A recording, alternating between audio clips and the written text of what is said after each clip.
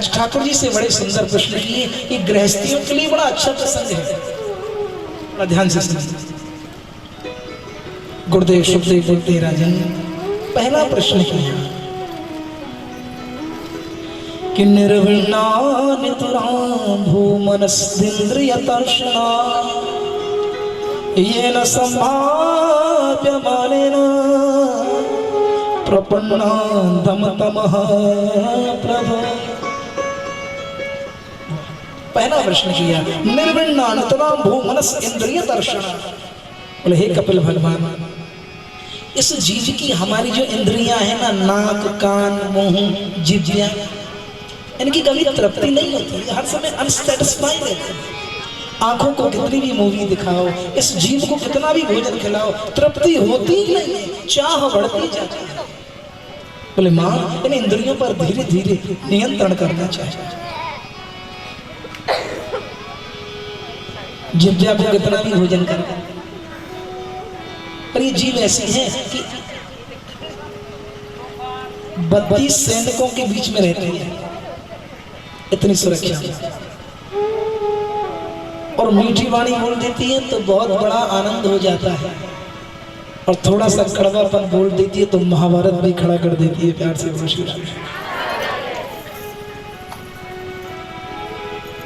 बोले माँ, हमको इंद्रियों पर नियंत्रण करना चाहिए। जब तक इंद्रियों पर धीरे धीरे नियंत्रण नहीं करेंगे तो हम भजन में आगे नहीं बढ़ेंगे। चैतन्य महाप्रभु बोलते हैं, कबीरदास गोस्वामी कहते हैं, भाल न खाइवे भाल न पहरवे सर्वदा राधा कृष्ण जपे। और कुछ लोग तो ऐसे होते हैं दिन भर खाते ही रहते हैं, सुबह उठते ब्रेकफास्ट, फिर लंच, फिर महाराज शाम को, फिर महाराज डिनर, और कभी कभी तो गाड़ियों की डिग्गी होती है ना, उनमें बिस्कुट पड़े रहते हैं। कुछ लोगों के तो जिम में काजू पिस्ता बादाम हर समय 24 आवर्स जे रहे हैं, हर समय खा रहे हैं, और खाते खाते कभी तो पेट में गड़बड़ हो जाती है। बोलो आए मरो आए मरो, पत्नी ला रही है चूरन, कभी हींग बटी, कभी हाज हाला। दवाई देने के बाद पत्नी बोलती है थोड़ा आराम हुआ? बोले आराम तो आराम छोड़, ये बता कल क्या बनाएगी। ये पोजीशन इंद्रियों की है। जिसने आंख पर, कान पर, जिह्वा पर नियंत्रण कर लिया, श्री रूप गोस्वामी बड़ा सुंदर बोलते हैं कि वाचो वेगम मनसः क्रोध वेगम जिह्वा वेगम मधुरोपस्थ वेगम एतान वेगान यो विषहेत धीरा सर्वा एतान वेगान यो विषहेत धीरा सर्वामपि मां पृथ्वीं सस्यात्।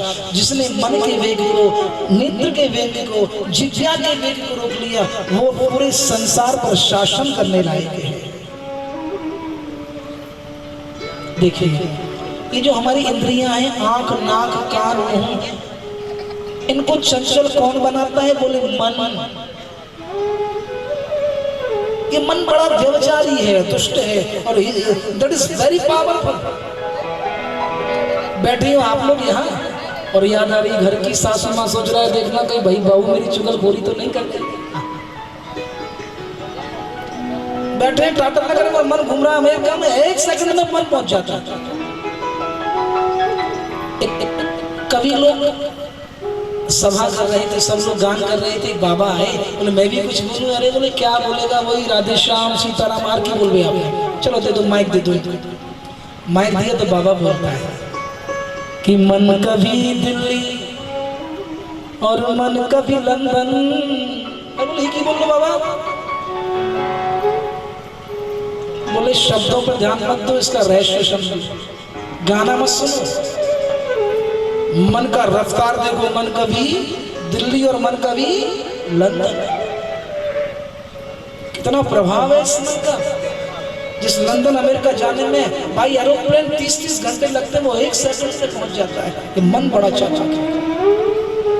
इसलिए मन पर नियंत्रण यदि होगा तो इंद्रियों पर भी नियंत्रण हो जाएगा।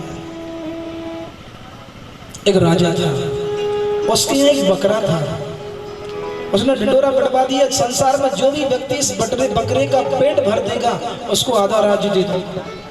बड़े बड़े सेठ साहूकार बकरे को ले जाते, खूब रात भर भोजन कराते, और जब राजा के पास आते, राजा चना देखा था तो वो फिर से चना खाने लगता। एक दिन एक संत आया, बोला राजन हमको दीजिए इस बकरे को, दुनिया को 2 दिन के लिए देते हो, मेरे को 24 घंटे के लिए दे दो, मैं इसका पेट भर दूंगा। राजा बोला देखने में भिखारी है, तेरा खुद का पेट तो भरता नहीं है। अरे बोले जा एक बार देखे तो दे। संत ले गए बकरे को और 24 घंटे तक खाने के लिए कुछ भी नहीं दिया, और जब थोड़ा सा आगे घास डाल दिया, जब भी खाने के लिए आवे एक डंडा मारे मारा,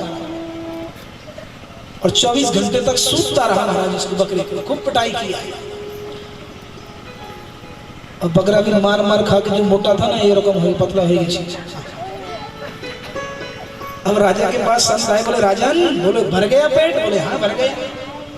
राजा सोचने लगा लोग बकरे को ले जाते थे और जो ऐसा मोटा करके लाते हैं, संत तो पतला करके लाते। तो राजा चना लेके आया और बकरे के आगे रखा, तो संत ने भी डंडा बकरे के आगे रख रखा था। अब बकरा समझ रहा है कि पूरी रात इसने मारा है, मेरे को खाना नहीं दिया, जब जब खाना खाने जाता हूं तब तक एक घूम के देता है। अब इस समय तो बकरे को चना में रसगुल्ला दिखाई दे रहा है, 24 घंटे से कुछ पावा जाना, एकादशी व्रत हो गया। अब बकरे ने सोचा खाऊं कि नहीं खाऊं, संत ने भी डंडा लगा रखा, बेटा खावेगा तो एक ही पड़ेगा। अब बकरे ने सोचा अगर मैंने अब खाया तो एक डंडे में ही राधे राधे हो जाएगी। बकरे ने चना नहीं खाया, क्या मतलब? बोला हाँ भैया पेट भर गया राजा। ये जो मन है ना, ये बकरा है। ये जो हमारा मानव शरीर है ना, ये राजा है।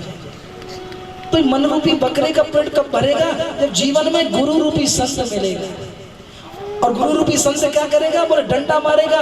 सत्संग रूपी जब डंडा मन रूपी बकरा पे पड़ेगा तो ये मन दुनिया में नहीं भटकेगा, राधा माधव के चरणों में भटकेगा। ये संग सत्संग। बोले माँ मन है वो मनुष्याणाम कारणम बंधन मोक्ष। इसलिए मां जितना हो सके सताम प्रसंगान मम वीर शंभो भवंति हृतकर्ण रसायन कथा। सत्संग करो, सत्संग करो, सत्संग करो। संग भालो करते हो संसर्ग जादोष गुणा भवंति।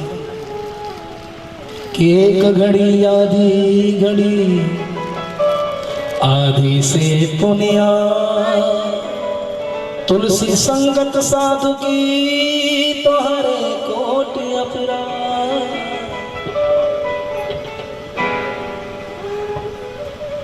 देखिए जहां मन होता है ना वहीं शरीर होता है, इसलिए जितना हो सके संग अच्छा करना चाहिए।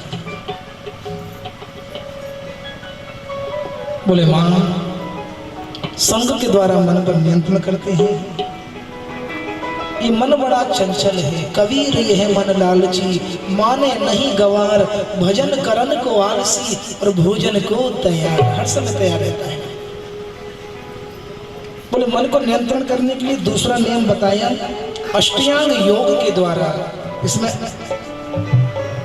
ब्रह्मचर्य, तप, शौच, स्वाध्याय, पुरुषार्थ के द्वारा हम मन पर नियंत्रण कर सकते हैं। बोले मां